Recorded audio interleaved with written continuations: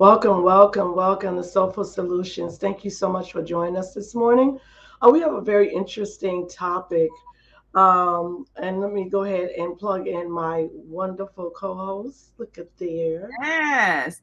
And we're Uh, just about to play your promo so we can do that. And then people will have an opportunity to hear this wonderful topic that we'll be discussing today because so many people have experienced this and are living it right now. So we want them to reflect as we remind them of what day this is today. Day for Soulful Solutions with Dr. David Dreen.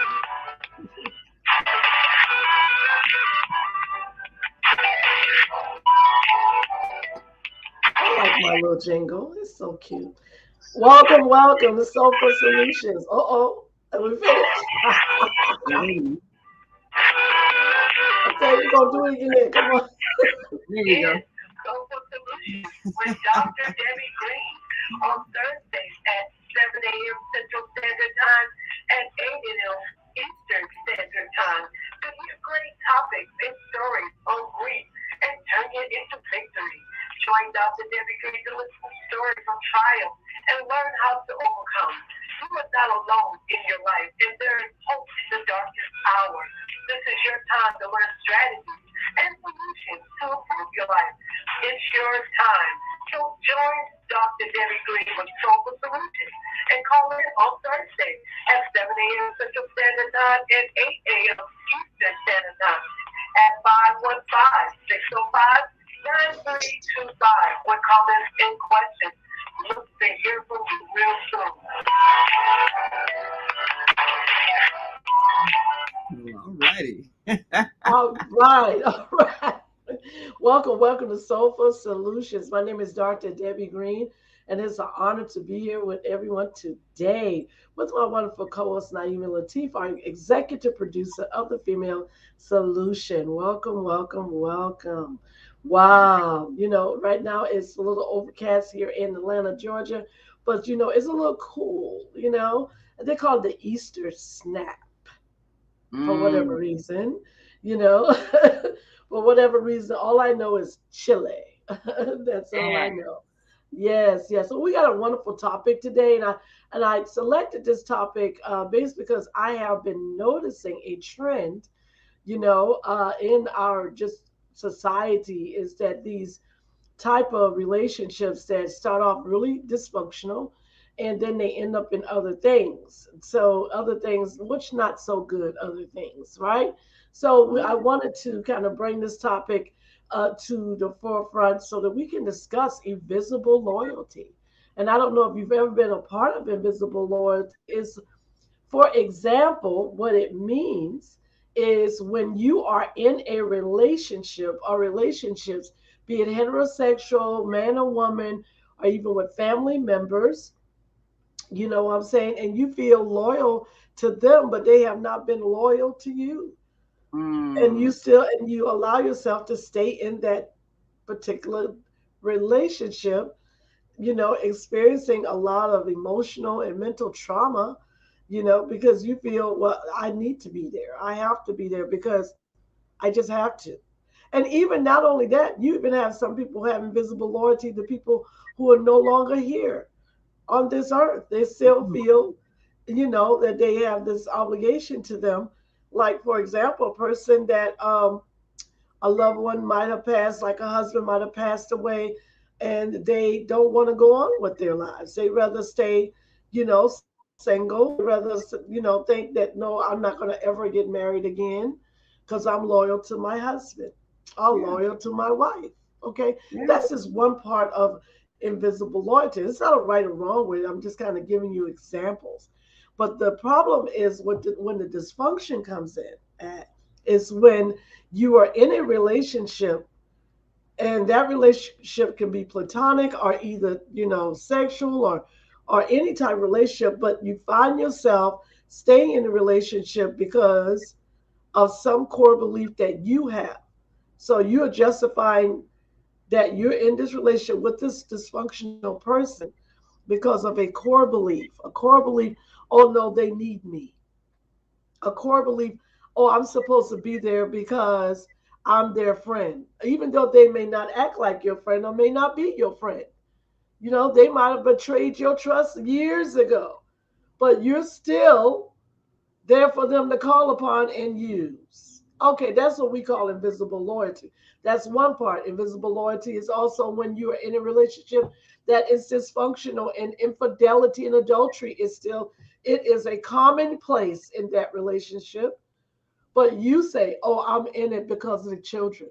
Oh, I'm Mhm. in it because I am devoted to them. Oh, they don't mean it. Yeah, I meant to pause right there. Oh, they didn't mean that. They don't mean to do what they're doing.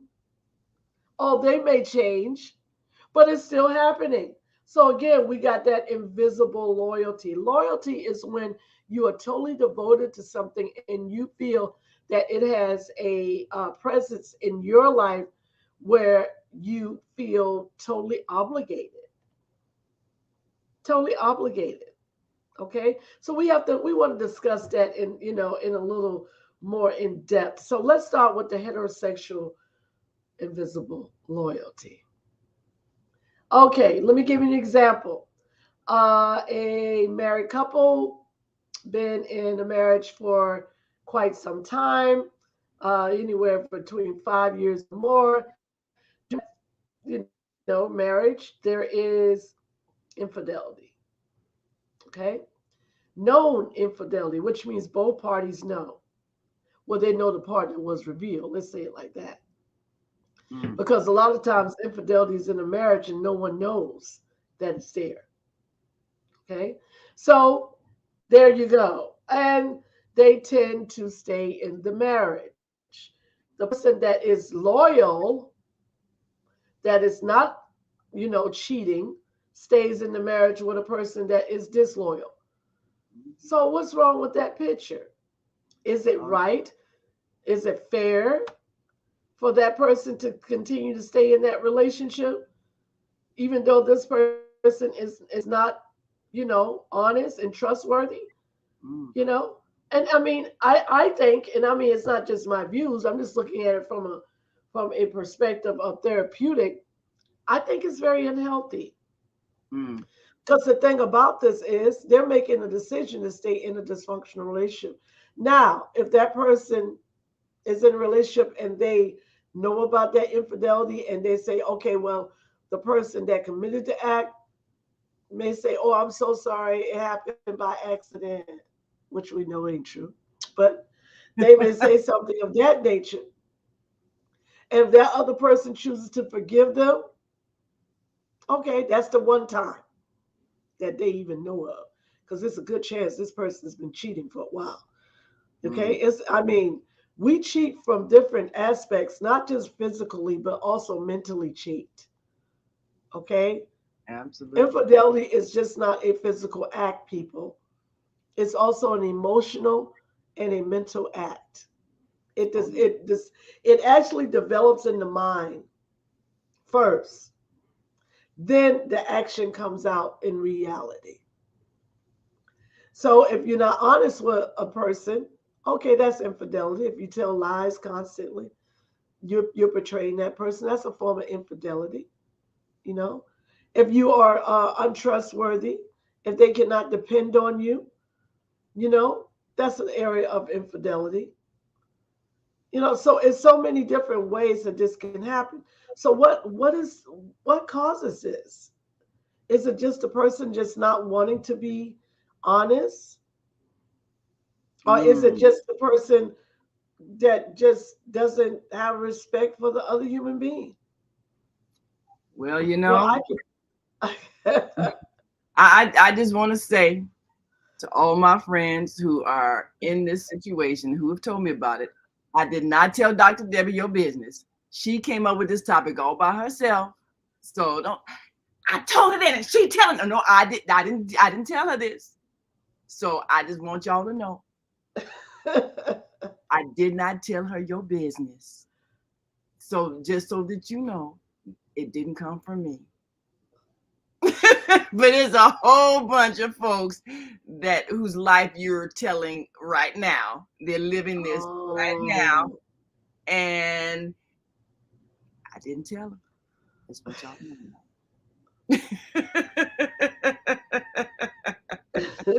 Don't get mad at me because she's not knowingly talking about you, but you know she's talking about you. That's all I got. No, it wasn't pinpoint. As I said, I just been noticing trend because Yeah. I just have to be honest. Where my career, where I work at, it was just these women and men are just been coming in suffering with massive anxiety and depression because of these dysfunctional relationships. I mean, and they are in the relationship, and the invisible loyalty is there not just to the person that they're involved in, also to their families. The families are also causing major problems in their lives as well.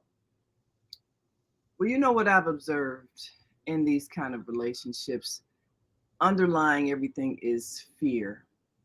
Absolutely. When you won't leave a situation that you know is not reciprocal and makes you feel disrespected, there's fear that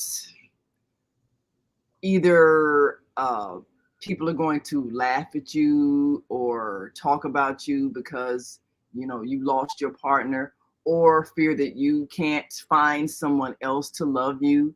This is the best you can do. Be grateful that you have somebody. Or even if it's a financial dependency, fear that you can't take care of yourself, and so you have to stay with this person. Right. Yeah. Otherwise, your rent won't get paid. You might end up homeless. You might lose your car. So you stay in a situation that is not fulfilling, out of fear that you can't do something better if you leave. And that's what I see as the underlying motivation for each person who's in that situation. There's something that they fear, and that's what makes them stay. Yes. Exactly. Exactly. And the thing about this is when you're in a relationship like that, you have to come up with what they call a feasible plan. See, you have to regain your own independence because apparently you are attached to this person with some type of tangible item, whether it's money, cars, homes, or whatever the case may be, and you attach to them over the period of years, you have not been the independent person that you were supposed to be. It's it's okay to be in a relationship, but you should be independent in the relationship. Have your own car, have your own bank account. Mhm. You know what I mean? And I don't care if they're very wealthy people. You still need to have your own because something can change at any given time, and then you find yourself without Yeah, or having to deal with dysfunction or being very, being very mentally and emotionally stressed because you have nowhere else to go. You have no other alternative because you didn't create any. yeah, So who's to blame? It's showing the person that's trying to hold you there or the person you still dealing with. It's you. yeah. That's the bottom line. So how do we come out of that? Let's do some healing. Mm. Let's do some healing, wonderful people. Let's do some healing. Okay, first we have to realize the signs. How do you know you are in an invisible loyalty relationship? For what the thing about is what is your mental stressors? Your mental stressors will let you know if it is attached to another human being. That is your mental stressors, which is then you then ask a question: is this particular person, do they have any type of control over me? and question, why am I allowing it? Why am I allowing myself to stay as a permanent fixture in a relationship that is unhealthy for me? So, what do I think about myself in that? What, why am I not valuing? Why do I find value in myself to where I would literally stay in a situation, in a circumstance that is not worthy of me? Mm. It's not worthy of me, period. Because it's dysfunctional. They're speaking to me in some type of way that I feel uncomfortable. They're doing things outside the relationship that also makes me uncomfortable. They're doing things with finances that I am also not comfortable with. It's even how they treat me as a human being, I am not comfortable with. So why am I still there? So now I have a question. Is it possible that people could be conditioned for those kinds of relationships? Maybe um, either they observed that growing up, or they were treated in a certain way growing up where they were conditioned to accept verbal abuse, conditioned to accept neglect. And so for them, that's normal to not feel respected, to not feel considered, to be taken advantage of. Is it possible people can actually be conditioned to end up in those kind of relationships? I've seen people that they get in those relationships over and over and over again, and it's like, but didn't you learn from this last one? You were angry, you were upset, you ended it, and then you got back in. It's really the same relationship, just with a different person. So Correct. is that what happens? That people get kind of molded and shaped in such a way where this feels normal, even though it's distressing and hurtful, but this is all you know, people who treat you like this. You said the magic word on the end of all of that. That's all you know. Mm. That's all you know. You're right. That's all they know.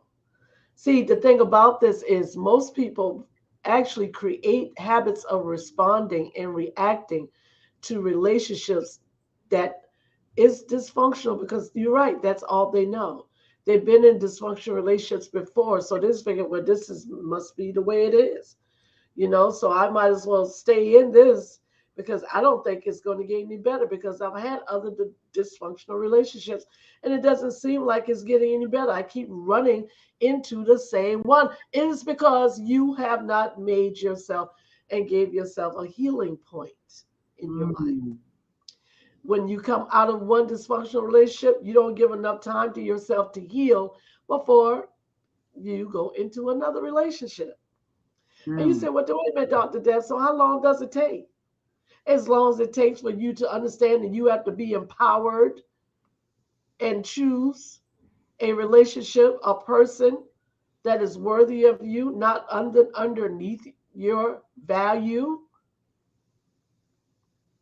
We Yeah. are attached to dysfunction more so than we are to functional relationships. Because again, it's easier for us to accept the same thing over and over again instead of feeling worthy for the things that we desire. So how does a person develop a sense of worthiness within themselves if, like you say, that's all they know?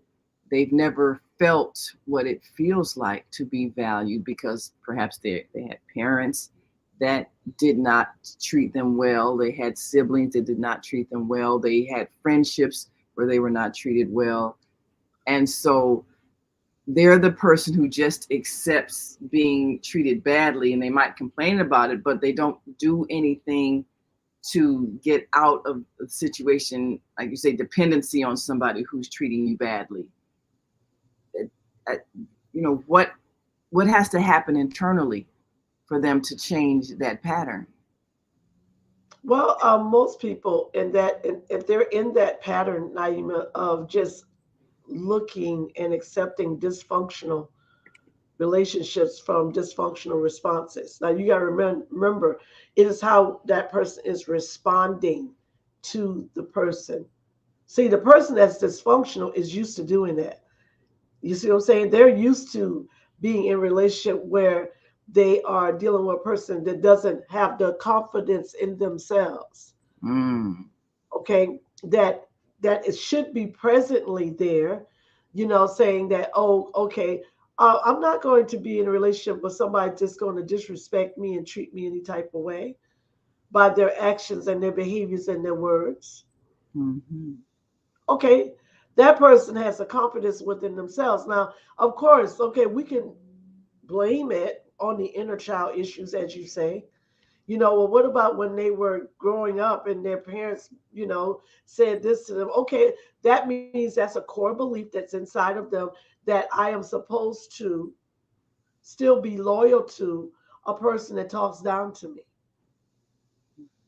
I'm supposed to be loyal to a person that doesn't treat me very well. That doesn't mean they don't love me. Mm. Okay, because that's the way I grew up. But dang dong, guess what? You're not a child anymore. You got to get out of that type of mindset, or you will always be taken advantage of. And you're tired of that. And I know they're tired of being taken advantage of, because people like that get used very easily and they get hurt. And then if they once they get hurt over and over and over again, here comes that wave of low self-esteem, even lower. Then that's when this thing called depression starts to come in. Mm. I'm not worthy. Why they keep doing this to me? Why I keep being hurt? And then it's called a learned helplessness. I've learned that I am not worthy and I keep being hurt. And I don't think that I am valuable. Okay, self defeat is real. They get into that pattern. Once they get into that pattern, then they get self sabotage. So somebody else coming into their life telling them, "Oh no, you good. You no, I'm not. I'm surprised you even love me. I'm Mm. surprised you even care for me. All my other relationships, they just used me. But this person is here to love you. And but remember, you've never been loved before. You don't even know what that is." Mm. Now, I had an associate who their spouse was considered very, very attractive. A lot of women chased him a lot, but he married her, because, she's a pleasant person, very kind, very loving.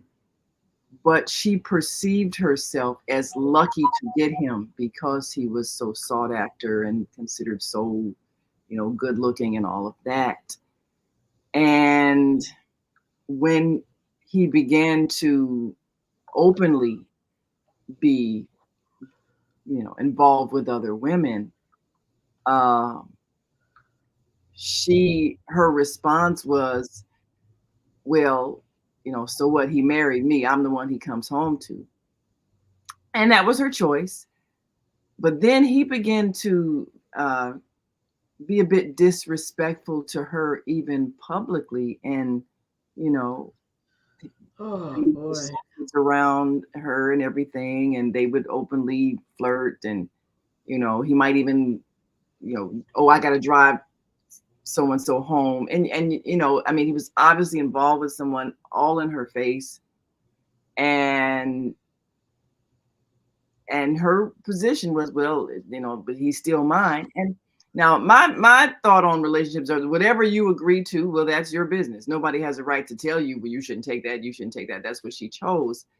But it seemed that the more she took, the more emboldened he became to parade it so that everyone knew. And then at one point, uh, they were at a public place, and he was openly flirtatious with several other women. Everybody knew his wife sitting over there in the corner, and he was like, "Oh, she ain't going nowhere," And so it was kind of, he was bragging, like, I can do anything to her, and she's just going to stay. And and she's sitting there looking kind of sad and everything. And he went on off with someone else, and she ended up driving herself home and all of that. And again, everybody makes their own choices. but the thought is it is that helpful in the sense of it's not making your spouse more respectful of you.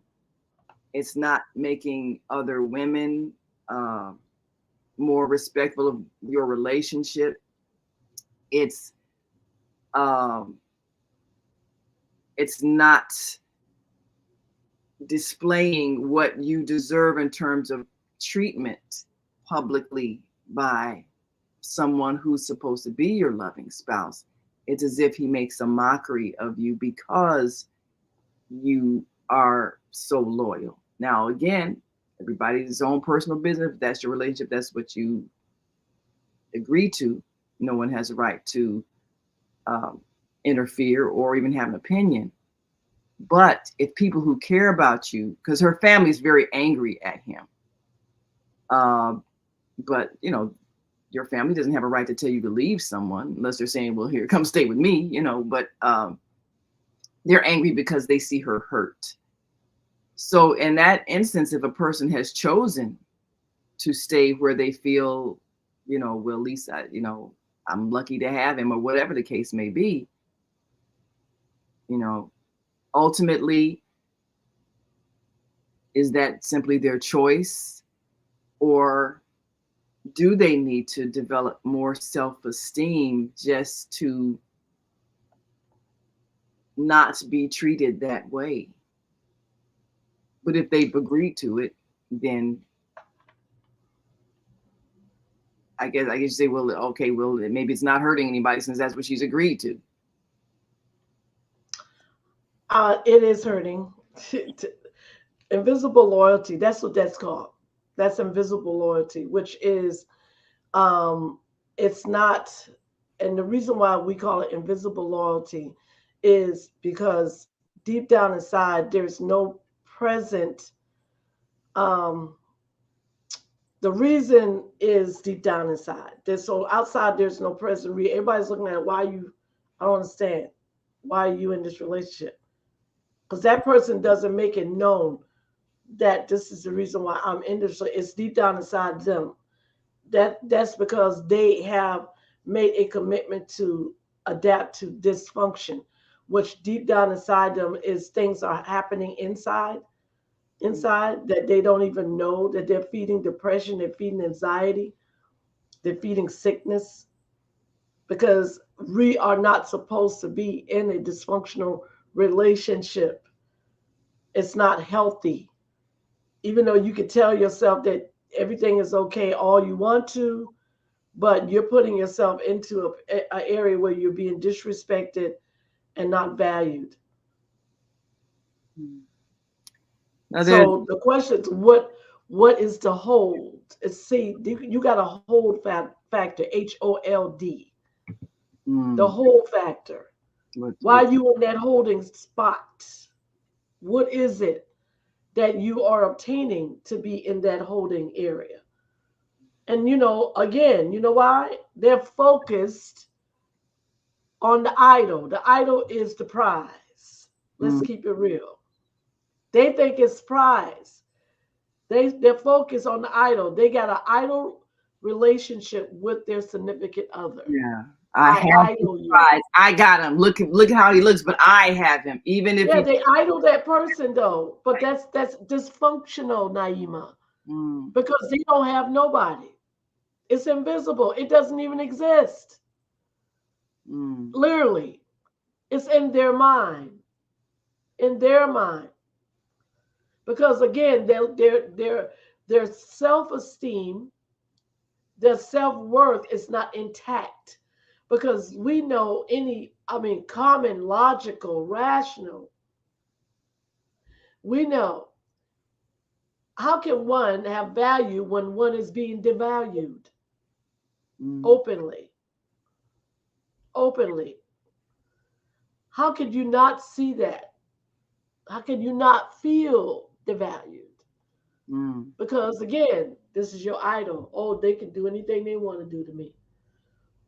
And they don't understand they're feeding deep down inside. There's a lot of emotional a lot of mental, a lot of spiritual vexedness there. Vexedness. I had to use that word. You know what I'm saying? Because they're putting themselves in a holding spot and in captivity and don't realize they are taking away from their life when they can heal and move on and get someone that actually, if they, and then another thing, let me mention this. They don't want to be alone. They don't like the Yeah, feeling of not being alone with themselves. That yeah. is. So they just say they rather stay in dysfunctional relationship because they don't want to feel alone. Um, right. We got to take a break. And of course, if you're listening online and want to join this conversation, give us a call, 515 Please. 605 9325, and press 1 so you can talk to Dr. Debbie Green. And subscribe to our YouTube channel because we got great information that comes every all week long, but especially every Thursday. And I want to know what you think. Leave a comment, please. Definitely. Thank you. We'll be right back after this quick break, so stay with us. We have an opportunity to transform the whole global society in the next 50 years. 50 years from now, the earth will be populated by a new generation of adults, many of whom are yet unborn. Our mission is to nurture them in childhood with love, guidance, and protection, and to raise them in healthy, happy families. If we impart values of compassion, generosity, and respect for fellow human beings in the next generation of children, they will create a world where people can live together in peace. This is our goal. Be a part of the transformation. Get your copy of the book, The Female Solution. Go to www.naimalatif.com. That's www.naimalatif.com.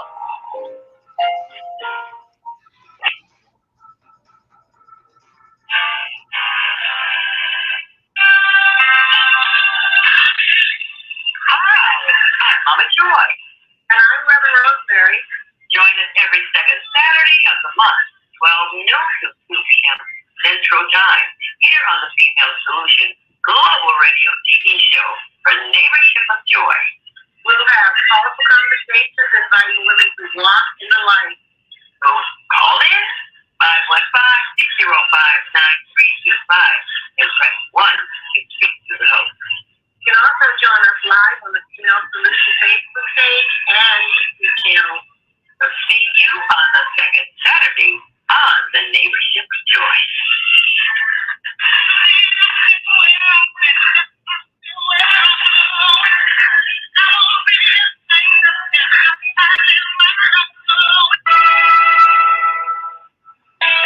Hey, it's time to take charge of your health.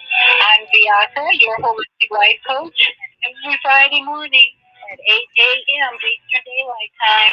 I'm here on the Female Solution to empower you to make choices that will assist your evolution to abundant health. I'm also blogging every Sunday evening at 8 p.m. Eastern Daylight Time at Soul Healing, where I bring you a spiritual chiropractic adjustment to bring you back into alignment with our Creator's love, compassion, and wisdom.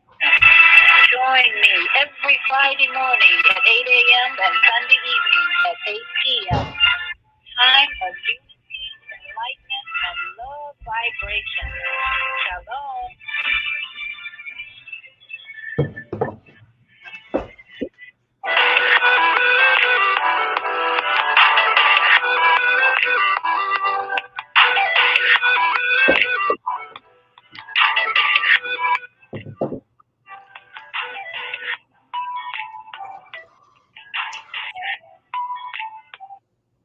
All right, welcome back. Welcome back to Soulful Solutions. My name is Dr. Debbie Green with my wonderful co-host Naima Latif, our executive producer of The Female Solution.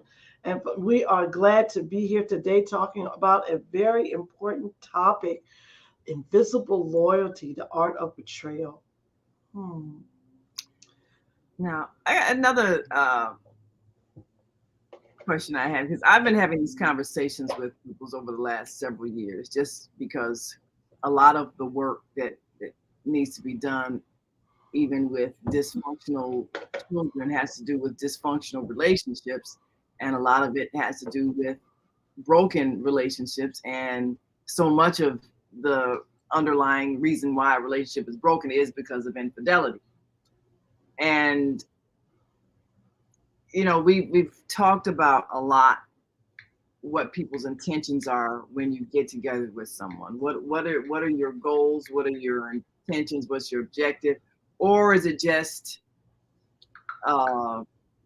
somebody I want to have sex with me and they no longer excite me, I leave. I mean, what is the understanding that people come into relationships with that will hold them and help them maintain a family? So now with a lot of women that I've spoken to that stay in situations where the men are pretty much still acting like they're a single male. I got this one here and this one here and this one here, and then I got my wife who has my children that I acknowledge, and I got some other ones that got children that I don't really quite acknowledge, but that's the life.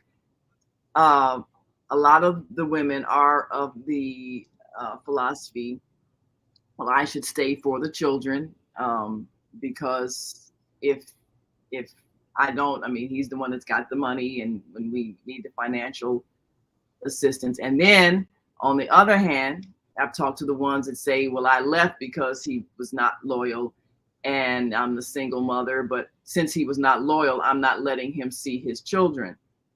So, I've talked to a lot of men who are angry because they feel like just because I had a relationship outside my marriage doesn't mean I should be not allowed to father my children, even though I'm no longer with her. And she chose to leave. I mean, she could have chosen to forgive me, or she could have chosen to overlook it or whatever. So this whole thing of whether you stay with someone when you find out you're no longer their exclusive partner, or whether you leave them or you stay with them, is it disrespectful? I find that is such it's such an overwhelming issue in our being able to maintain families. And the whole thing of what does it mean if you say you're going to be someone's exclusive partner, you form a family, and then you change your mind and do something else? What should be the response? Is loyalty a sign that you don't respect yourself, or is loyalty a sign that you think it's more important to keep the family intact or the appearance of a family intact, even though that person is no longer following the agreement of your exclusivity? So I think there's just a lot of, confusion over what is the right thing to do. And I've had a lot of conversations, and sometimes it just comes down to confusion. If I leave and my children won't have a father. And I'm not saying it's just women who, are going through this, because there's some men who might feel like, well, and it's not, I don't find a whole lot of men who stay after infidelity as much as women. Women have kind of been conditioned to that. Men tend to get full of rage and want to either kill the woman, kill the man, kill the other woman, and kill the woman and the other man, all that. They tend to express their rage about it more. Women tend to, like you say, go through the depression and internalize, well, I must not be good enough, I must not be pretty enough, I must not be young enough. All those, they blame themselves because someone makes a choice to get emotionally and physically involved with someone else. Men get angry and want to, hurt somebody. But there seems to be a lot of confusion over what is the best response in that situation. And my question is, what is the healthy way to have an agreement with someone once you've decided this is going to be my exclusive partner? What is the healthiest agreement that two people can make? I'm almost like, I guess, a prenuptial. Okay, if you change your mind, you decide you really want to be free of this, then this is how we're going to end it so that we maintain respect. Is there a way to do that? Absolutely. That's called a mutual relationship. When people, I know people that have a mutual relationship with their partners that they might have been married to for a period of years, and find out, that it's not working anymore, and they do have children, and they really sit down and they tell their children, well, mommy and daddy, will not be staying in the same house anymore. You know what I'm saying? And then you have some of them, they still stay in the same house, but they are exiting, but they have not just exit yet. Um, but just being honest and upfront with the children, it's the ones who are old enough to understand. And of course, sometimes it does affect a child. Matter of fact, most of the time it does.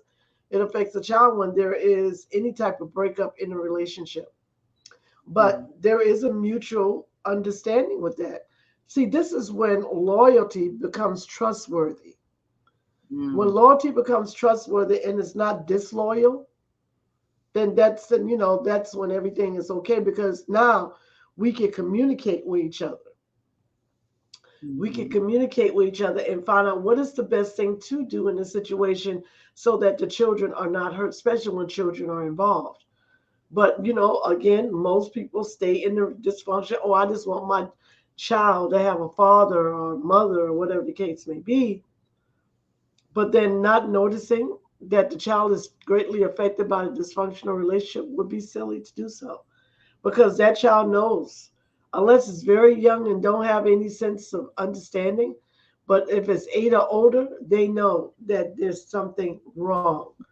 So you staying in a dysfunctional relationship is not helping the child. Right. Well, At usually what all. I see is even though a person may stay with someone and they're angry over infidelity, they express that anger in the household by things they say, even if it's just meanness at their spouse, because you're mad, because or you're suspicious every time they leave the house, or you're accusing them. But all the energy of that anger is in the house, even though you might stay and you say, yeah, I'm staying for my child. But like you say, the child or children see that there is dysfunction, and they know the reason for it. I mean, they hear the phone conversations, even if you're not telling them, well, so and so is cheating on me with such and such a woman. You're talking about it on your phone. They listen to your conversations with your friends. They know the intimacies of all your business, and they see the anger. And I mean, I've seen people even sort of include their children in the anger, like, we're mad. Yes. Yes. That's so destructive. And I'm thinking, well, what's the point of being in a marriage, being in a relationship where you're angry and you feel disrespected, but you won't leave? And I've even had women say, well, I'm not giving him a divorce. I'm not letting her win. And I'm like, but how is this a contest if there is no more love between you, to the point where your child is in the household feeling all this hostility, and you will not let the marriage go because it's not bringing you a sense of being respected? What are you winning? And that's that. I see that situation over and over and over again. So it's like I'm staying, and I'm going to keep my man, but the love relationship isn't there. So what are you being loyal to, or what are you holding on to? I don't know. They say maybe you idolize him, or maybe you just think this is a prize that I'm going to. I mean, when I heard I'm not going to let her win, I'm like, is this a contest? When did it become a contest, not a relationship? So what is a healthy way? Then, well, you said, you sit down, with children, you say, okay, me and your mother, me and your father, we're not going to stay in the same house. We still love you, but we're no longer going to be a married couple, or whatever the case may be. Are people able to get to that point of maturity where they can release someone from an agreement that they're no longer agreeing to, and it not be hostile and hurtful for children or other affected family members?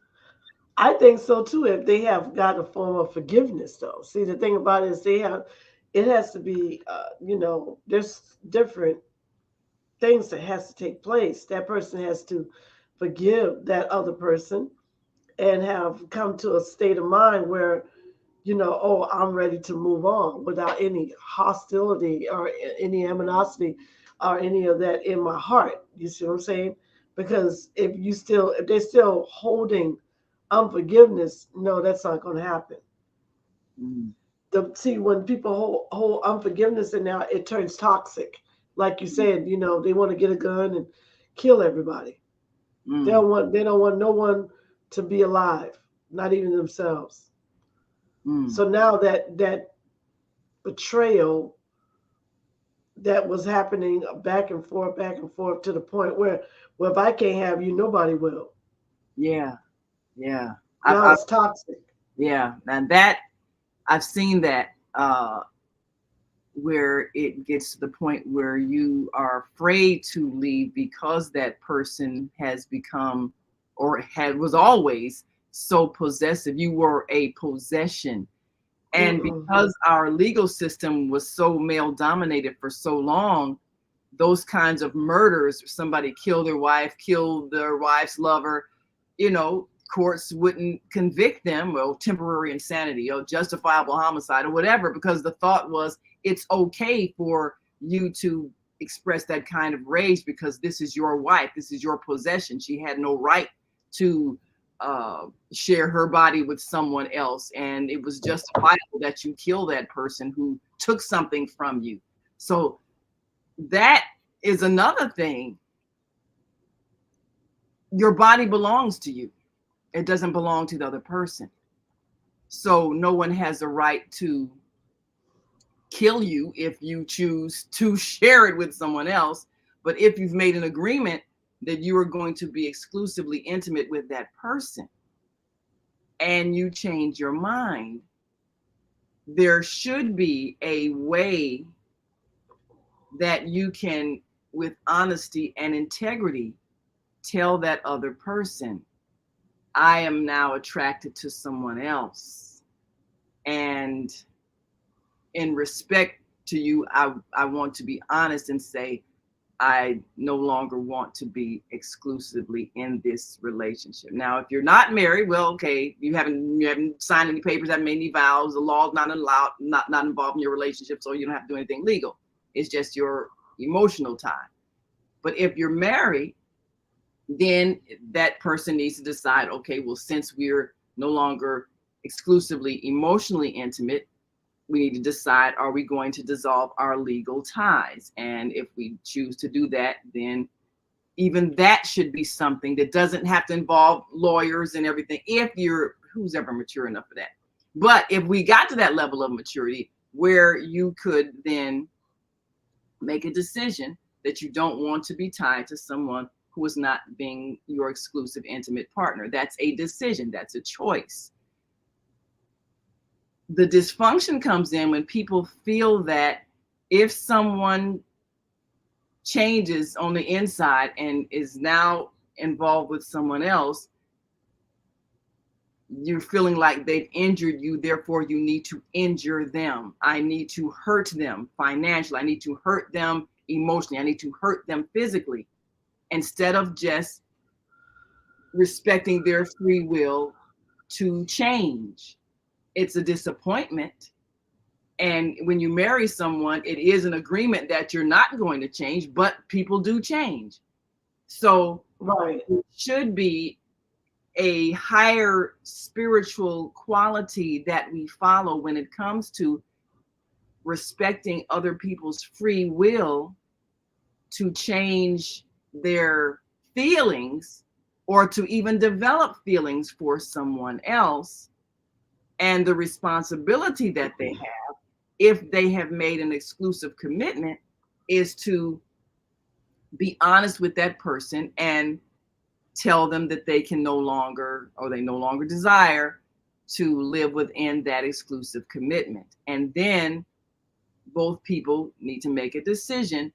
Well, since the case, and we need to end our relationship. Or if you decide, well, okay, fine, I'll accept the fact that you're also seeing other people, then that frees me to also free other people. I mean, I know people who live in the same house, like we say, it's cheaper to keep her. They live in the same house.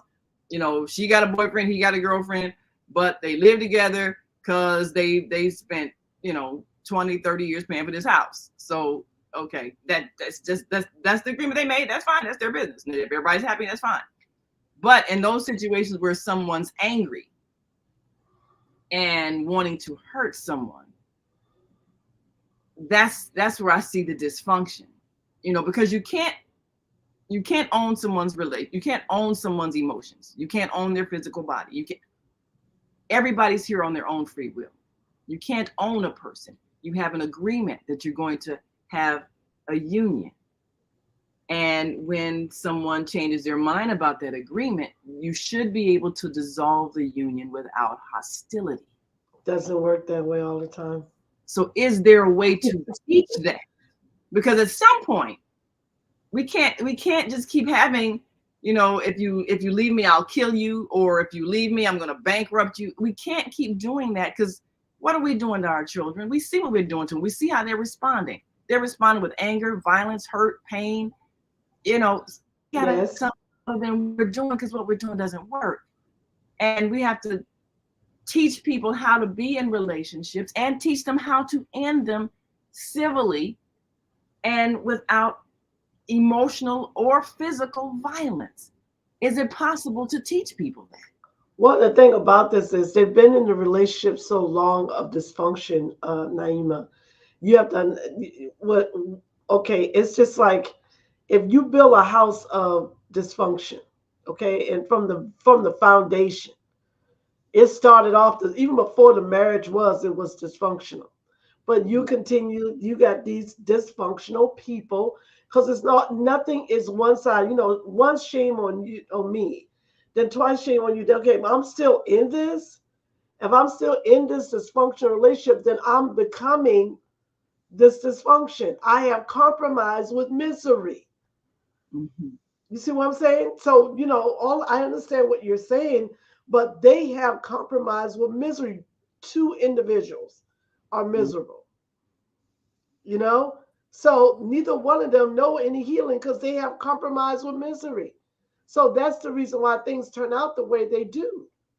It's because that person, no one is the bigger person to say, let me walk away. And even when you do want to walk away, the person that's dysfunctional, that's been dysfunctional for a long period of time, no, I want you to stay in this misery with me. I don't want you to leave, because you said you was going to be here. So now you want to abandon me? You want to go off into someone else's life that's not dysfunctional? Bringing, and it's a good chance they're going to bring that same dysfunction if they haven't healed to the new relationship. Now that person, if the other person is not smart, they're going to compromise with that same misery. You see what I'm saying? So this is why it's an ongoing effect. Like you said, how can you teach people? That's not the thing about this is, how can people unlearn? They have to unlearn. Teaching them, they have to want to come out. You have some people who are in denial, some people who are afraid, far as fearfully, if I leave this relationship, something's going to happen to me. I have to be in this relationship because of my children. I have to be in this relationship because of my in-laws. You have so many different. Money plays a big role and factor why a person is in a dysfunctional relationship. Money. Yes. So I stay in there because I don't want to go into poverty. So I stay in this relationship. You see what I'm saying? Now and we know it's dysfunctional. They totally know that it doesn't work anymore.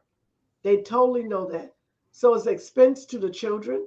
It's expense to everything. Everything, again, is dysfunctional because all the roles are in reversal. Now this is a conversation that I had with a group of men not long ago, and they were talking about the whole idea of women expecting men who are wealthy, famous, or in prominent positions to be loyal in a relationship. They said that's unrealistic. She should know when she got in that relationship with this man that he was going to have several other women because of who he is, whether he's an athlete or an entertainer or doctor, lawyer, whatever, somebody who makes a large sum of money and attracts a lot of women. I was told by these men, women know that they're not the only one. They can choose to pretend like they are, but they know they're not, because of who he is and what he has. He has the power to attract many. And if she chooses to marry him, then she's basically in it for the finances. And he knows if he leaves her that he's going to have to pay a lot of money. So he'll choose to stay rather than pay, the alimony, child support, and all that, and be all over the news and talked about. He'll choose to hold on to that relationship, but they might not even be intimate anymore. And he might have several other women that he's really intimate with, and she's just basically the convenient one for the public face. But she knows that this is what that is when she got into it, because this is how these men are. Women know this. That's what I was told by men. Women know this. So they agree to this. So why would they be angry when he's got other women? Because they knew that about him when they got in that relationship. Is that a truth about our culture? Loyalty, fidelity, in terms of emotional and physical intimacy is not expected if you're wealthy and a male. And women who are involved in those relationships, they are already conditioned to accept that that's going to be the way the relationship is. And what they have is the legalities of, if you leave, then I sue you for everything that you have. So that's my hold on you to stay. And you might have children in that relationship where they see there's no love there, but there's money. So, what they're learning is find somebody with money. That's the lesson.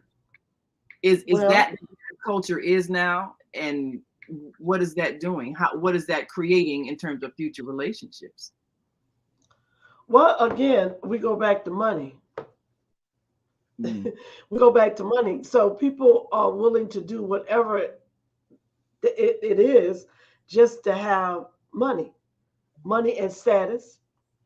And status. Let's not forget that. Okay? Money and status. But then again, they're looked at as just being pawns and just in the barrel. That's it.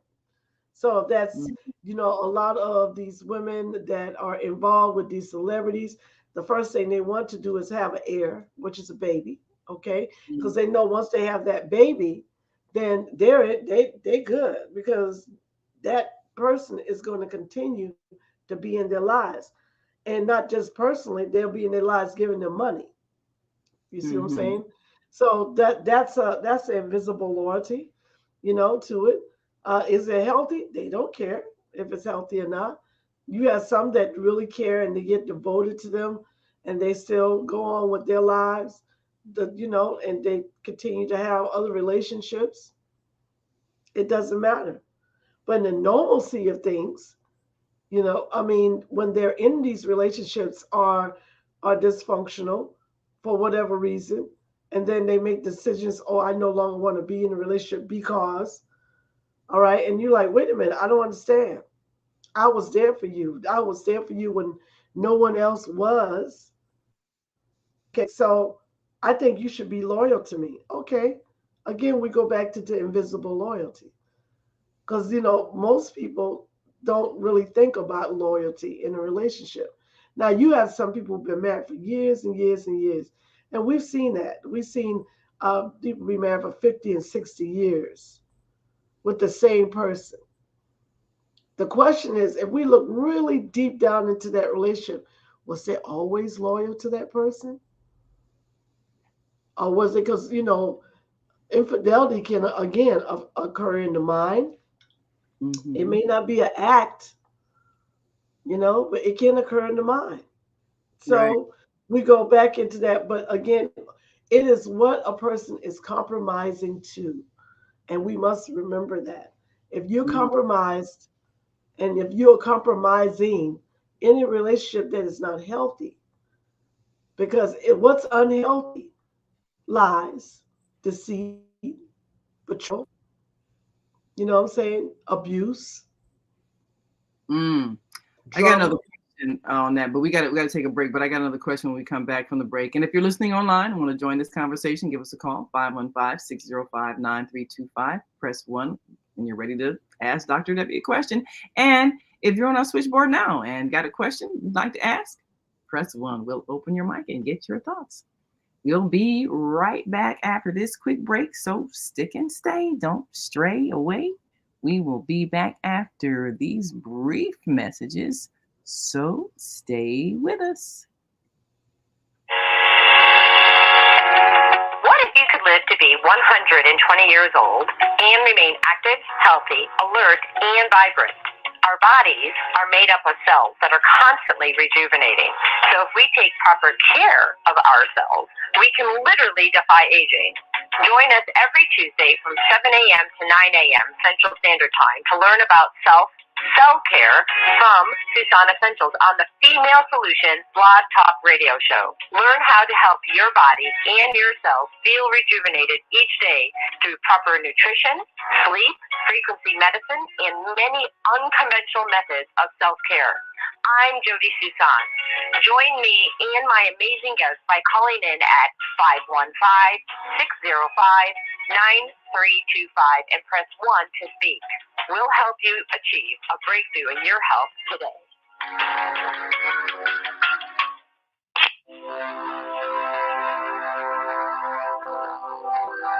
Do you want to live in a world without war? Join our global peace movement. Heavenly Culture World Peace Restoration of Light transcends culture, religion, ideology, and other boundaries to achieve peaceful harmony in the global society. HWPL is committed to bringing world peace and cessation of war through peaceful dialogue between religious groups. I am Director Shin-Suk Kim of the HWPL Chicago branch of North America. Join us for our next gathering. Call 773-580-1501 and be a part of the movement for world peace. Email us at chicagohwpl@gmail.com. Do you worry about finances, family, health, job, relationships? Are you in pain? Do you feel stuck? If you answered yes to any of these questions, help is available. Don't worry, you're not alone. It's part of the human process. You only feel this way because you haven't mastered the voices in your head. No hype, just down-to-earth, solid, workable tools and techniques that you can practice daily. It's really food for the soul. Whether you want to learn how not to worry about anything, reverse type 2 diabetes, publish a book, promote your product or service, or just make extra money. To take advantage of the deal of the day, go to zeldaspeaks.com or call 312-409-6619. Mention promo code The Female Solution and get free shipping. That's zeldaspeaks.com or 312-409-6619. Stop worrying today. Visit zeldaspeaks.com.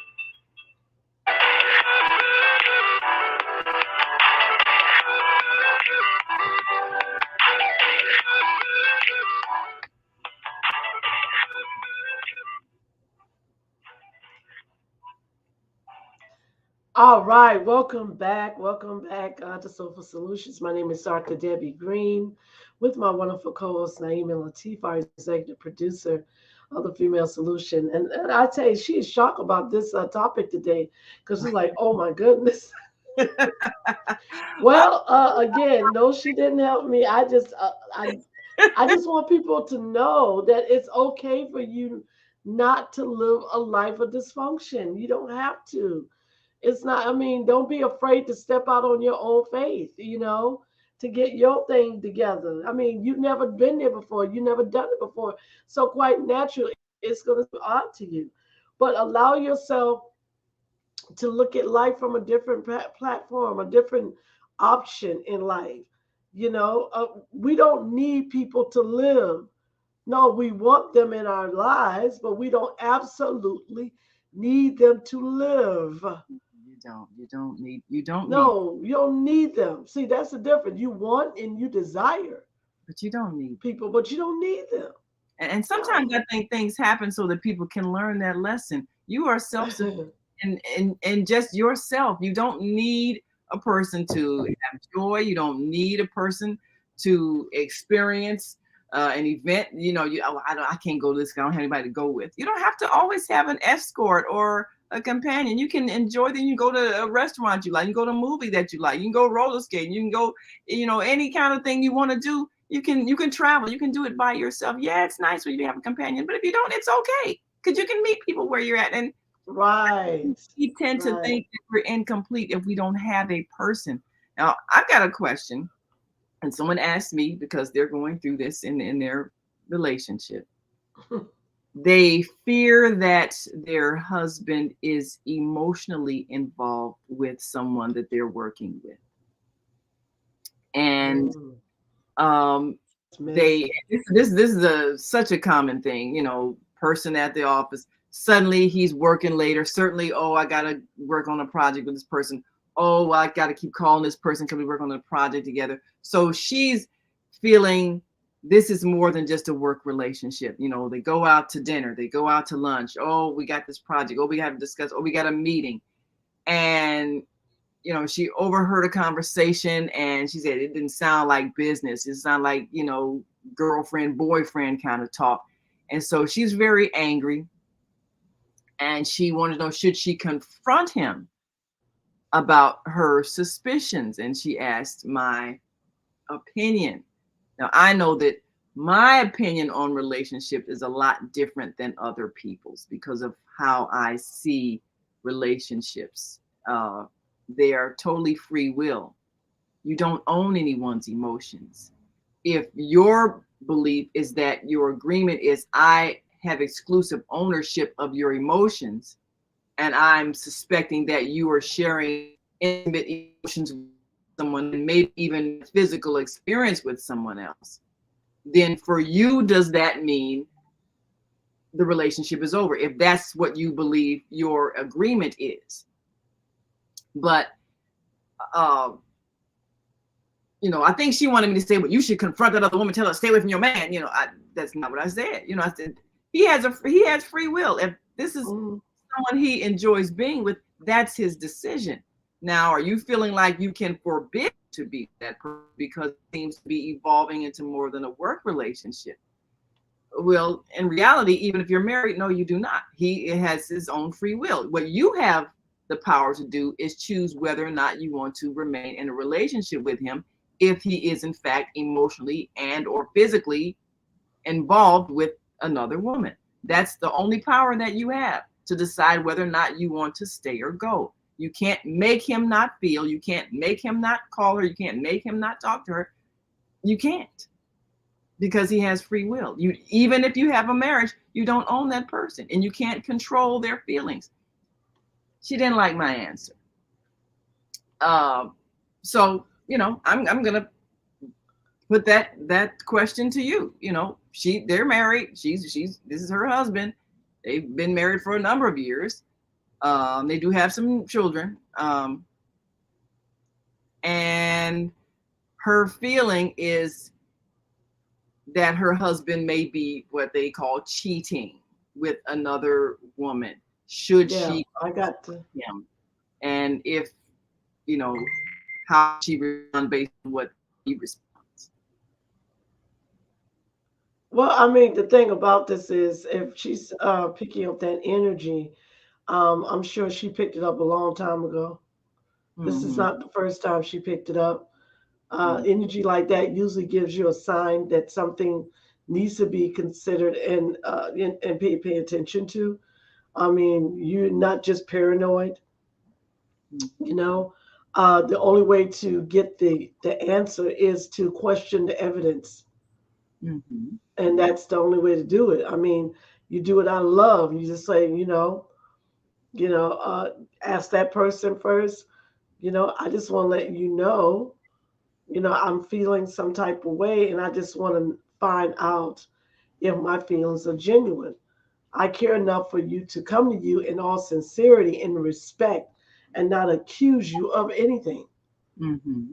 But I am feeling some type of way about the actions that I've heard, seen, been exposed to. So are you loyal to me? Is And you there have to ask that person. No, you have to ask them just like that. Are you, no, not are you cheating on me? Because you already accused them something if you asked them that way. You have to ask them, are you loyal to me? well And is let them answer that. Hold on one second. And let them answer that question. Now, if they mm-hmm. say no, okay, I said, well, from where I sit, this is what I saw. This is what I know. This is what I hear. So why do you think I'm feeling this way? And you ask them that question. Why do you think that I'm feeling this way based upon the evidence that you've given me? And they may come again, oh, I don't know. So I'll make totally evade the whole answer together. Now, if they're totally evading it and they don't want to talk about it, that's a good sign right there that there's some truth in the matter. Because if a person is not doing anything, they will clearly explain to them, well, you saw this way, but this is what's going on. Okay, well, let's do this so that it can help me. And if that's the case, let's all have a meeting. Let's all Mm-hmm. have a meeting. Let's have a meeting where you and the person that's working with you, your staff, your secretary, or whoever it is, I would like to have a meeting with them. He said, "What's the meeting for? What's the use of that?" Oh, because I would like you to introduce me to them. Is that okay with you? Now, if you're not hiding anything, then there shouldn't be anything done. Oh yeah, yeah, sure. I can invite her over for dinner, or we can, come to the restaurant, or whatever the case is. You can show up, and when you're there, I'm talking about the woman that is. Notice the actions of Yeah. the other person. Knows Mm-hmm. their body language. Everything about them, you will be able to see the truth. You don't have to say anything. It will be, if she's uncomfortable, that's the reason. If Mm-hmm. you'll know if she's uncomfortable because her body language is going to show you that Mm-hmm. hello, how you doing? Or I'm so and so's wife. No, he need to introduce you. You don't need to introduce yourself. Mm. This is my wife. Well, Right. hello, how you doing? I heard so much about you. Mm-hmm. And it was good things. I noticed that y'all are working on a project together. I mean, I think that is awesome. How's that coming along?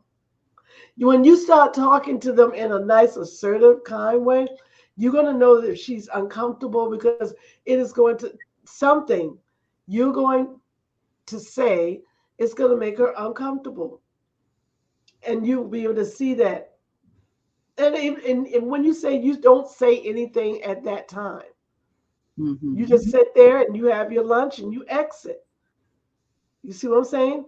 And when you Mm-hmm. get into the pastime with you and your husband, hmm, I noticed that she was a little uncomfortable there. Why do you think that? Why do Mm. you think she was uncomfortable? Oh, this was the first time she ever met you.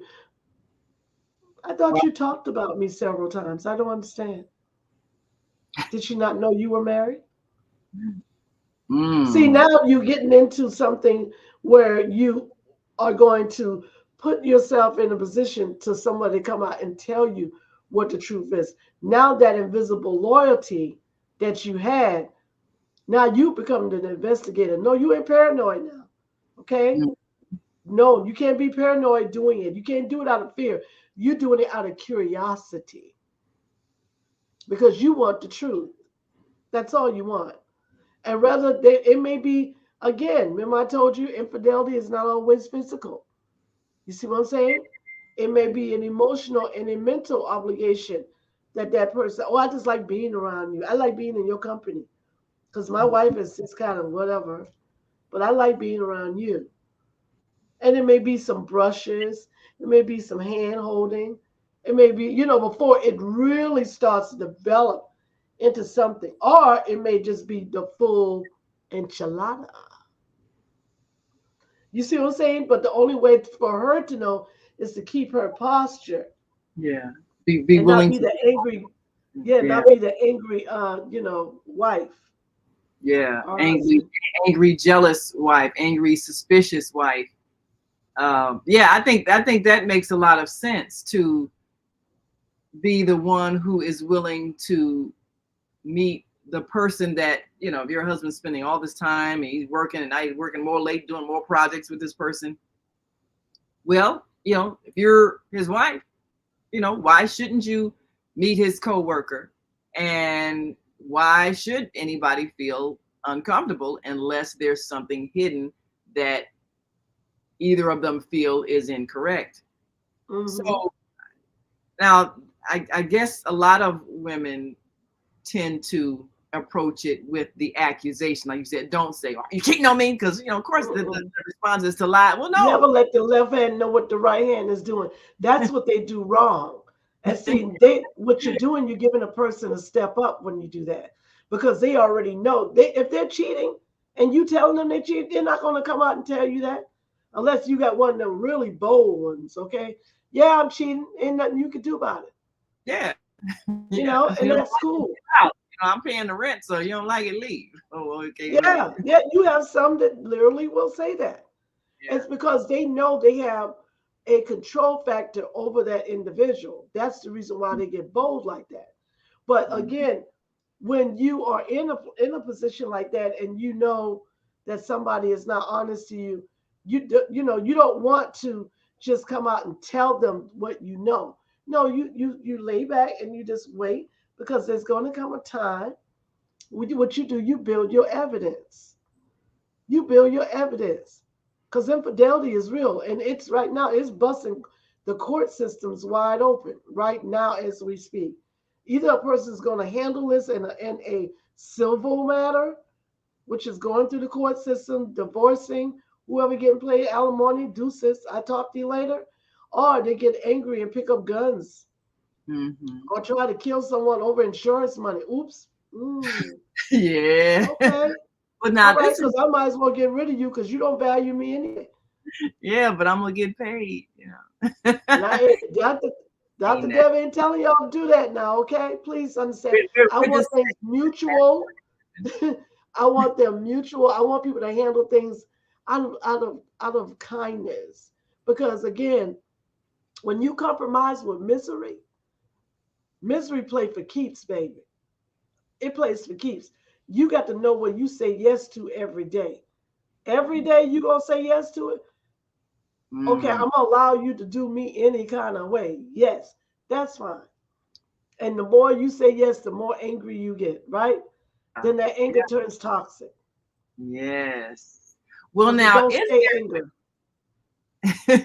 yes. Well, is there a way though? If a woman, because like you say, women can feel things. We're very intuitive and very attuned to our mates and all of that. So you can feel when there is emotions going somewhere else. Is there a way to ask a question that doesn't feel like I'm trying to trap you in a lie? I'm asking you about this person, and then you say it's nothing happening, but then somebody else said that they saw y'all out in the restaurant, and you were kissing and all this business. So obviously it wasn't, friendship because it was romantic. So why are you lying? I mean, is there a way to be able to get a person to be honest without fear of punishment? I mean, you remember when we were children, and your mother comes home, you accidentally knocked over the expensive vase because you were playing in the house like she told you not to, and then she comes and says, "Who broke this vase?" Now, do I say yes and get a beating because that's the consequence, or do I say yes knowing that her response is going to be, okay, well, you need to clean it up and you need to, pay for this out of your allowance so we can buy another. You need to be responsible for what you've done. And you can handle that because that's a reasonable reaction to something that you've broken. But if the response, is going to be irrational, I'm going to get my belt and whip you. Well, of course, I'm going to say, no, I don't know how that happened. Because the response is going to be harsh. So if a person is going to get their spouse or committed other to be honest about having broken a promise of exclusivity. Can they do it in such a way where that person knows, if I am honest, there will not be this harsh consequence where you pack your stuff and get out, that kind of thing. Is there a way to ask and a way to make it clear that if this is the case, then we're going to handle it in a way that's mutually respectful, as opposed to it being punitive and destructive to both our lives? So the only recourse you have is to lie about it. So, can a person ask, have you developed feelings for someone else? And I think, we should talk about it so that we can make a rational decision about what's best based on our current living arrangement, and the fact that I would want to feel that the person that I'm living with is exclusively emotionally intimate with me and exclusively physically intimate with me. And if that's not what our agreement is, then we need to be able to talk about that and decide what's the best thing for us to do. I mean, and I know usually people are not rational when they're angry and jealous, but is there a way? Okay, I didn't think you realized that all that you went through, because yeah, no, they're not. At that point, right? But no, they are not, Naima. You talking about the person again? How can you expect a rational response when something's irrational? So then we're back people to are angry. The mother that said, you break this vase, and you're gonna say no because you don't want to. Hurt people are angry. I'm lying if they know what the consequence is gonna be. If they're hurt honest. People are angry. Yeah. So you're asking me a question, and I'm saying very seldom that people handle anger very calmly. Not all. I mean, some people do, but not everybody, and not everybody does that. You know what I'm saying? So again, whatever's going to happen is going to happen. They're going to be disappointed either way. It don't matter. So rather, you might as well go ahead and tell the truth. Yes, I did it. I did it. I mean, it's nothing else I can do at this point because it's already done. I mean, whatever consequence that comes after that, I put myself in that position. I have to take that consequence. And I mean, it's not something I want, but that's what it is. And even before all of that happened, again, like I said, this is stuff that's been happening in the smallest of details. And now it's to the biggest of details. So they didn't do anything when it was starting off, and there's a good chance they're not going to do anything even after the case is. I mean, they find themselves in the same relationship patterns, and things are just getting worse until they say no more and remove themselves out of it. Constantly. And this is the part that gets me. I'm constantly bickering with this individual. We can't even talk about food. I don't even like the way they eat. I'm sitting at the table. That's just how bad it is. But I'm sitting here every single day knowing that this relationship has ended. And still, I will not let it go.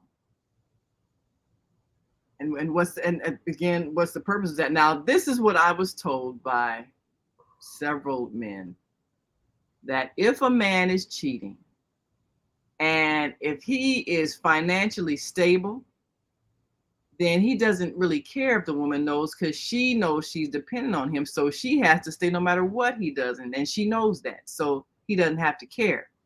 But if he is financially dependent on her and he's cheating, he will lie about it because he knows the consequence is that she's going to put him out. But I was told that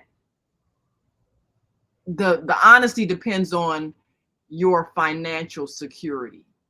If you're the one who's paying all the bills, you do whatever you want to do. And she's going to take it because she's depending on your money, especially if you have lots of it. But if you are depending on her, you're the one who is depending on her paying the bills because you're between jobs or got a low paying job or whatever. You're going to lie because the consequence would be you lose your secure place to stay because she's going to be so angry that she puts you out the house. So this is, and this was explained to me that this is the rules basically when it comes to infidelity and cheating, depending on the strength of your finances, whether or not you will be honest about it. So what are your thoughts on that? Again, whatever. I can't give another answer to something that is the same thing. No matter how you twist it or conform it, it is the same. You compromising with misery. I can't you just all of this is so many different excuses and explanations of why a person will constantly stay in a relationship that's unhealthy. Mm. It's unhealthy because they're being affected by it every time. It's just like being in the bed and everywhere, you lay in the bed, then you get uncomfortable, then you move in another position, you lay there, then you get uncomfortable, then you lay there again, you tossing and turning, you're not getting any rest Comfortable no matter what you do. because the bed is the one that's uncomfortable. It's not you. Mm. It is the Wow. bed. But we got to take our last break. We got a couple callers on the line that want to make a comment, and I'm we just saying, Naeem, it's the bed. the bed. Well, a lot of people stay for Oh, here we go again. That's excuses. but Excuses do not explain. Explanations do not give any justification to dysfunction. mm, It just doesn't. This is what people been doing like for eons. Oh, let me stay where I am. It's easy for me to stay in the familiarity of pain than to move away to get healed. mm. So the fear is what It's I'm the unknown.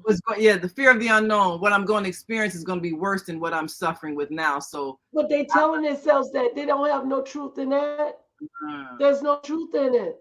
It's mm, fear saying the uncertainty because they rather stay in dysfunction than move away and then create another life. They don't want to create it. They rather sit there and complain. Go ahead and take. Ooh, wow. I can't. Let's take our last break. Feel free to call in and express a different opinion if you did what you heard. You got another thought about it. We want to hear your opinion. 515-605-9325 and press 1, and we'll take your calls after this last break. So stay straight away. We'll be back in a moment. Stay with us. Hi, this is John Alexander. And I'm Naima Latif. Meet people like you who are making a positive difference in the world. Watch us every day on The Media Connection at www.youtube.com/The Media Connection TV. YouTube it. We'll see you soon.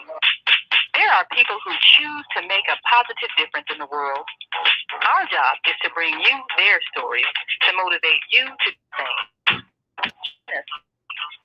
John Alexander and Naima Latif, as we bring you the educators, entertainers, elected officials, religious leaders, and community activists whose works are transforming this world. Find out how you can make a difference too. Be inspired. Watch The Media Connection. Mondays at 5 p.m. and Tuesdays at 12 noon on Cable TV, Channel 19 in Chicago. And other cities, check your local cable listings.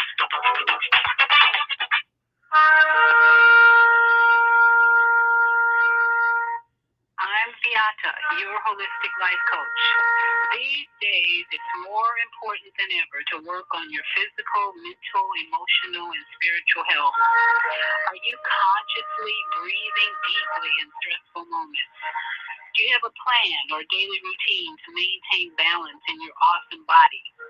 Are you struggling to be disciplined in your eating habits? When you partner with me, I'll help you develop a personalized health plan that works for your particular lifestyle. You can find out more about me at yourholisticlifecoach.com, where you can also review my 3-step protocols that guide you to abundant health. That's yourholisticlifecoach.com.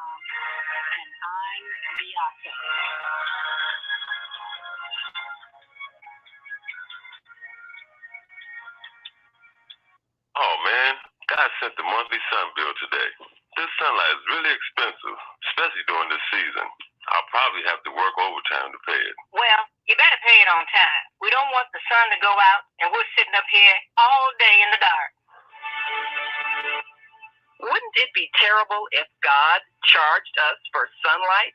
Well, thank God, the light and heat from the sun is free. So why are we paying such high bills for the energy we use in our homes? Because we don't know how to use solar energy, the free energy from the sun. You can convert your regular home to a solar energy home and save tremendously on your electric bill. Take a look at your electric bill. Wouldn't you like to reduce or possibly even eliminate that cost altogether? Let one of our solar consultants show you how. Call today, 312-849-3456, and schedule a free consultation. That's 312-849-3456.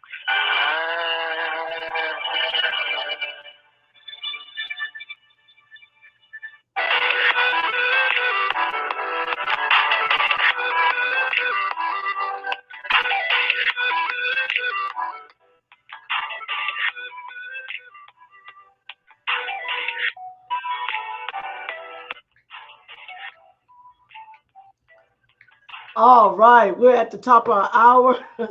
Welcome back to Soulful Solutions. My name is Dr. Debbie Green with my wonderful co-host Naima Latif, our executive producer of the Female Solution. So let's take those callers, please. All right, got some calls on the board, and I'll take in this order: 773-450, 773-737, and 312-671. So hold tight and take in order. Anybody else on the switchboard that got a comment, press 1. We'll get to you as well. All right, 773-450, Grand Rising. Thank you for joining us. Give us your question or comment for Dr. Debbie Green.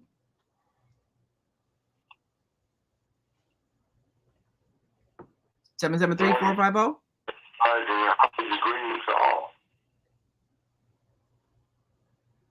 I'm sorry. I was just, are you there? Yeah, good morning. How are you, Greens and Grand Rising? Yes, Grand Rising. Who am I speaking to? I have a question.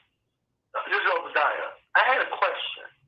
Okay. Sometimes I think traditional society makes us decide that we should choose people based on the wrong thing, like how good you look. That's not really a good example of choosing a mate. Mm-hmm. Just because they look good. You got big legs, no, that won't work. If you meet somebody that is along the pathway of your journey in life, that's the best person to get with. Whoever they may be. You have to be on the same pathway, hopefully. So you should know what your path is. If you don't know that, you might get with anybody. But to get with people for these other reasons, as they say, it's no wonder that most relationships end up in divorce. Because they're not even compatible in a basic sense. You know what I mean? Before, a whole person gets with another whole person, and then they have a whole relationship. If you get with somebody that doesn't even know who they are, then here you are dragging them along to try to find out. That just doesn't work. You got to hold on. When you're going to be in a relationship, you got to have something to bring to it. And you get two talents tied together, now you got something going. But just, you look cute and we can get in bed, that just don't do nothing but create babies. And then who's going to take care of the children? You certainly can't take care of them laying around in bed somewhere.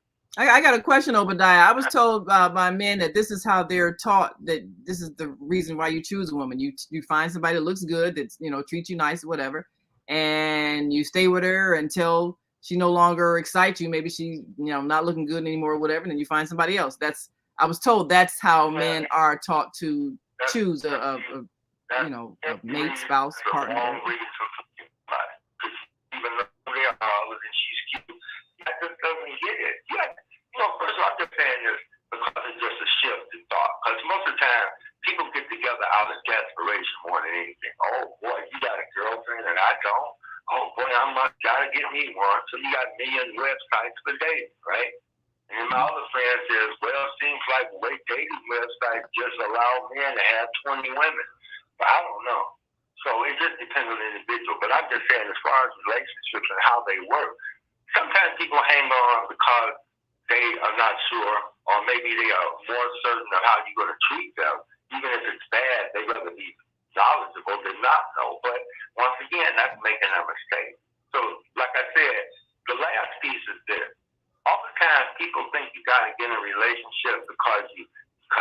commonality. That doesn't have anything to do with it. You know, relationships have so many baskets that you got to really try to fill. That is a lot. And it ain't about money, and it ain't about just being in bed. There's a whole bunch of baskets to fill to make a relationship work. You got to work on that. That's what makes it work. Otherwise, sad to say, I had some friends that just had a baby recently. They couldn't get along in the first place, and they get pregnant. Now, their anger and their bitterness and breakup attitude is going to affect the new baby they got. And I told both of them, hey, try to get along for the sake of the baby. Because that baby thinks that they both y'all love. Baby's going to blame themselves. You got to be careful. Yeah. Well, absolutely. I agree. Well, thank you, Obadiah. You know, and then you find out who is in your pathway based on what you're supposed to do on a higher level. Not just, oh, I like her because she's cute. No. That does not work. You need somebody that helps you to do a bigger job. Somebody that can help you get to that where you all can combine talent and do something for the next generation. How about that? Well, that sounds ideal. Yeah. What do you think, Dr. Debbie? Thank you, Obadiah. Yes. Yeah. Yeah, we appreciate you. Thank you so much. Well, that's falling in love on face value, what he's talking about. Yeah. Like, Yeah. but again, we cannot fall in love for skin deep. Okay. You better look a little deeper because it may cost you your life. Everything that look good ain't good. Okay. Yeah. So Well, I hear you gotta that. look a little deeper. Right. I mean, I hear that story all the time, and male friends that I have, and they've broken up, and I say, well, what brought you together? Well, she was fine. I said, well, what else? Well, I mean, I didn't really, look at nothing else. I'm like, well, what did you all talk about? Well, we didn't really talk. I'm like, well, what kind of relationship did you have? Okay, you got together. She was cute. You had sex. That's what it was. That's it. And they didn't know that it was supposed to be something else. Like he's saying, it's supposed all this deeper thing. Most men are not taught that. But I can't say most. I don't know the percentages. But I find a large number, maybe even a majority of men are not taught that a relationship is supposed to be deeper than just your physical attraction. And, if she's nice to you and she looks good and you have sex, okay, now we're in a relationship. They're not taught it's about mutual goals or vision of what you're trying to achieve. They're not taught that. So when the relationship ends, they don't really know why it ends, or they don't even know why it doesn't work, because they didn't know that it's the two souls that are joining, and your soul is not your physical body. Your body is just a vehicle for your soul, but they're not taught that, so they don't know. Because men, I had a good friend of mine tell me, he was a man. He said men are led by their eyes and women are led by their heart. Yeah. He said that's the reason why it's like that. We see, men see surface, and I mean, a woman say, "Oh, he's fine," but what's going on with him? Yeah. Her heart is searching him more so than her eyes. Yeah. You see what I'm saying? Yeah. I don't know if there's a way to correct that. It's just the way they are. They're visual. Yeah, and that's not a bad thing, but you gotta know that's not where you stop. That's maybe where it starts. And that's why there's so much pressure on women to look good, to attract. But then after the attraction, that's when you got to build the depth of the relationship. And that's what we're missing in terms of how to teach that. Well, let's take the next caller. 773-737 Grand Rising. Introduce yourself to our listening and viewing audience and give us your thoughts and questions or comments for Dr. Debbie. Well, hallelujah. Greetings, Global Transformers. Mama D here in Chicago. Hey, Hello. looking for some wisdom today from Mama D. Okay. What's interesting to me is the question, why should a wife stay with a lying, cheating man instead of focusing on why is the man a liar and a cheat or in denial, so he can escape responsibility for the consequences of his action? You said it earlier. You broke this vase, and you were a child, and you broke it. Mm-hmm. But you're going to get a whipping. Are you going to fess up, or do you have one of those family arrangements where if one of these children does not confess, I'm punishing all? So you grow up thinking it's just better for everybody to be punished than for me to step up and take responsibility for what I did and save everybody else. But that behavior isn't checked in childhood. It grows right on into adulthood. And at the end of the day, it's about accepting responsibility for your actions. So why is that this man, now that he's mature, he still can't do that? That's my question. It's a learned behavior. It's a learned behavior. Any behavior that's done more than one time is learned. So that's the makeup of his constructed subconscious mind. And yes, it occurred, and yes, it experienced as a child, but again, it has perpetrated and actually transferred into his adult life, where most people have. We all have a lot of learned behaviors from our childhood, and that's one that he has. Now, is that going to interfere in his relationships? Absolutely. Because if the person that he's involved with knows that he's cheating, and if she accepts that he's cheating, then she needs to be the bigger person and step away. Because it's not like he's going to stop, especially if it was a open discussion that he was caught and still doing what he's doing. Okay, well, who's the dysfunctional person for staying in a relationship? Is it him, or is it the person that already knows the truth? Well, Exactly. So I mean, it's time that a person, you can't just blame the person all the time. After a while, it's going to come back to you, whether you choose to stay in that relationship or exit, because he is just who he is, especially if he's not changing. Exactly.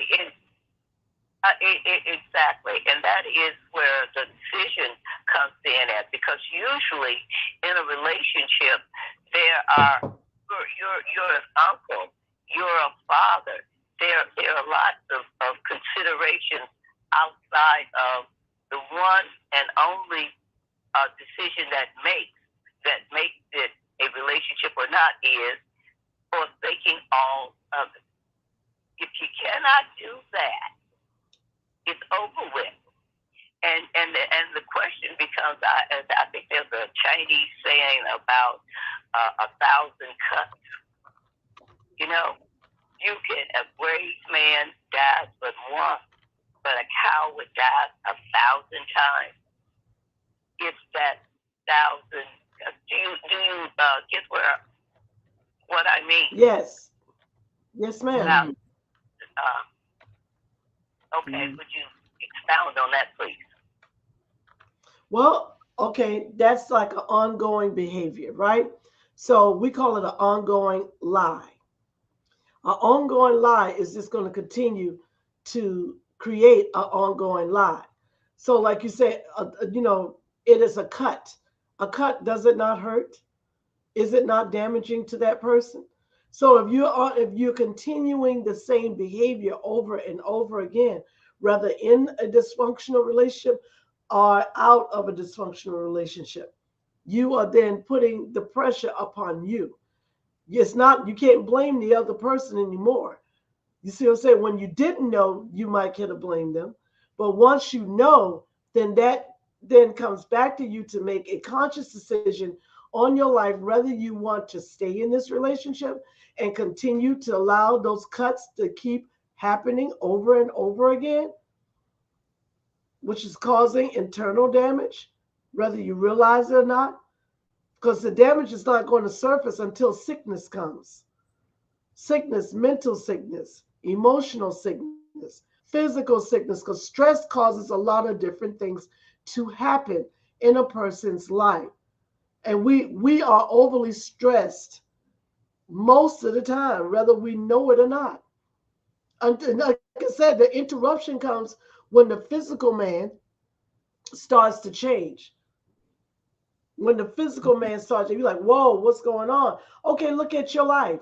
What have you been habitual involved in over a period of time? That's the answer. What have you been habitually involved in a period of time?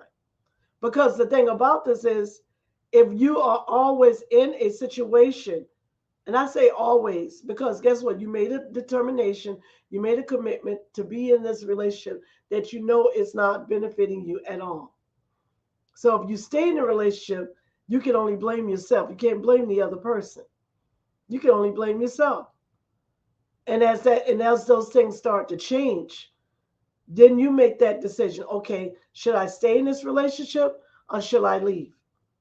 Because if you stay there and you see the person's not changing and they look like they're never changing, okay, now you are adapting and again compromising in misery.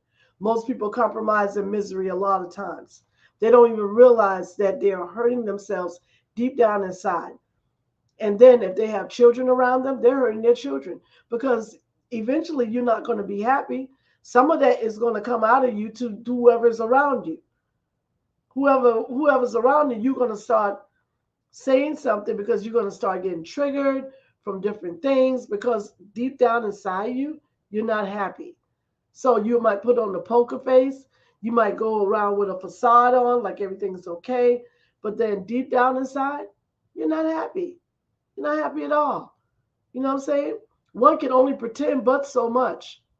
After that, there's no more pretending. Now we're faced with this dilemma of, oh my God, how did I get myself into this? Better yet, how do I get myself out? You know, I'm in this relationship and they want me here. You know what I'm saying? They think it's okay. They think it's all right for me to suffer while I'm suffering. Until one day you wake up and you notice that that suffering has caused a toxic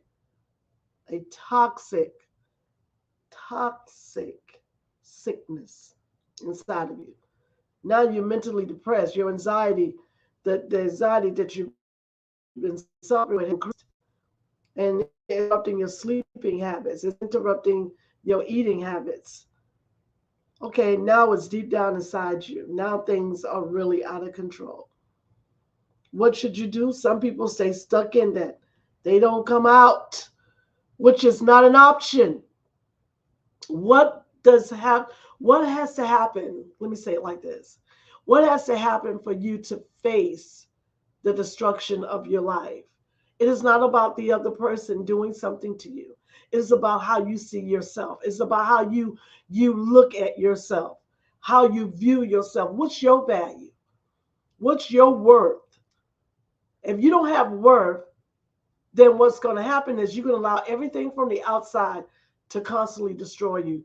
I don't care if it's workplace drama. I don't care if it's personal family drama. I don't care if it's personal one-on-one, heterosexual, monogamous, homosexual. It doesn't matter. Whatever's coming inward, even your children can mistreat you because you're still the victim. And I'm so sorry to tell you this. You are still the victim. And as long as you have a victim mentality, you will always make excuses to stay where you are. A person that's always in a victim relationship of any kind will make excuses to stay where you are. You are not allowed to constantly stay victimized. It's time to come out. It's time to come out of victimization. It's time to come out of an enslaved mentality of allowing people to beat you down. Because guess who's really doing the beating? You are. You got the whip in your hand. And you're just saying you're pointing fingers at people who are victimizing you, but who's allowing it? So when does that stop? When will the truth come to you when you can say to say self, okay, you still in this relationship with this dysfunctional friend of yours. You still in this relationship with this dysfunctional marriage. You still in this relationship of a dysfunctional mother or a dysfunctional father. You are still in a relationship. And I'm not telling you not to love people. Please understand what I'm saying. I'm not telling you that it's not good to love people. Love them with boundaries. Love them with limits. Know what is your value. Your value clearly says every human being has been given the gifts of God. And that gift comes with your image. What does your image represent to the world? Does it represent to the world, oh, just beat me down, I'm not good enough? Or it say, hey, I'm present. I'm present. Yes, I am. I'm present. I'm present. You may not value me. You may not understand me, but I am present. And I can't expect you to understand where I'm coming from because you're not me. You never looked a day through my eyes or walked a day in my shoes to understand my pain. But I'm sick and tired. And I got to do something about this because if I don't do anything about this, it will remain the same. Do we have any more callers? Is that the Yeah. last one? No, there's one. Yeah. Go ahead and get that last one because we got 5 minutes. Yeah. We lost you for a couple of seconds when my screen went out, but I think we got the gist of your comments. So thank you so much, Mama D, and thanks for holding on. We appreciate you. Thank you. And you'll hear Mama D the 4th Saturday here on the Female Solution. And let's go to 312-671. You got it before we wrap up. Go right ahead with your question for Dr. Debbie Green. Shalom. Assalamu alaikum. Good morning, Minister. Chicago, Illinois. My question is, Dr. Green, to you is, do you think that the lower level, which is from the navel down, should overpower the higher level of the human being, which is from the navel up to your dome, which is your head? Thank you for that question, Minister Plump. I've heard that that's the problem, that people let their sexual arousal dictate their choices, and that's what dominates. Oh, absolutely. People are led by their reproductive areas. But that's a nice way of saying it. You know what I'm saying? But the thing about this is that is actually not the best choice, because one thing about I call it sexual obligations in relationships, that's all they are. That's all they're going to be. You see what I'm saying? So when a strong wind of life hits that relationship, it's going to fall to pieces, because anyone who is led by their sexual their sexual obligations is only going to go to another person. That's all they're going to do. And that person is left thinking, oh, I thought we had something. No, we did not, because we didn't have an obligation. Right. No, we were just bedfellows. We were just lovers. But we ain't committed to nothing. Well, so that's what I see as the pattern, though. That and I know we got to leave in a minute, but this is what I've seen as the pattern. And this is what I've heard from a lot of young men. Their thought is, I just want to get with somebody and, hey, we have our intimacy and that's it.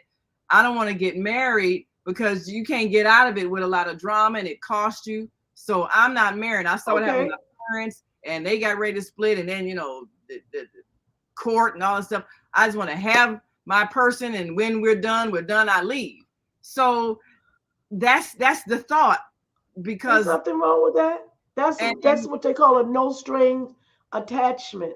And as long as they're saying that up front, Naima, is nothing wrong with that whatsoever. That young lady needs to know, okay, this is just for the love in me, baby. Okay, it ain't got nothing to do with committing to you. Ain't no goals. Okay, I don't want to marry you. I don't want to have any kids with you. I don't want to grow up old with you. I just want your body. That's just really what they're saying. And if they cool with that, if that's all they want is their body, okay, that's an open relationship, no strings attached. Do what you do.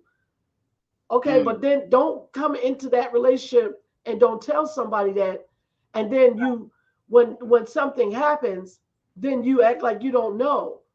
Right. Like, if that person starts if they get pregnant, if they start falling deeply in love with you, you have not been honest with them. And that's on either side of the coin. Either man or woman should be straight up to let somebody know, okay, I'm in a relationship and I'm out of a relationship and I don't want any strings attached. So let me be real with you. Yeah. Let me be real with you. And that's fine. Nothing's wrong with that when you have invisible loyalty that's honest. Honest and visible. Let me say this last because I know we're winding up. Invisible loyalty is when you are obligated to someone that's not obligated to you. When you feel responsible to somebody that's not responsible for you. So if you are involved in an invisible loyalty relationship, check yourself first. Check yourself first and you ask yourself, should I stay in this relationship for the long haul? Because I'm not getting fed nothing. No trustworthy, no love, no nothing. I'm just here just to be here. I'm just holding space. And I'm tired of holding space because I'm worth more than that. Thank you so much, YouTube, for joining us. Please subscribe to the channel. Leave us a comment if you want us to talk about something. Thank you, Facebook. We're here every Thursday. Every Thursday. Okay, 8 a.m. Eastern Standard Time, 7 a.m. Central Standard Time. Thank you, Blog Talk. Bye-bye. See you next week. Thank you so much. Tomorrow for tomorrow is health and well-being. We should go have it again. Devonna, love you. I hope you're still out there. Thank you, Sherry. Come back to see us. Thank you so much. Have a wonderful day. Your comments about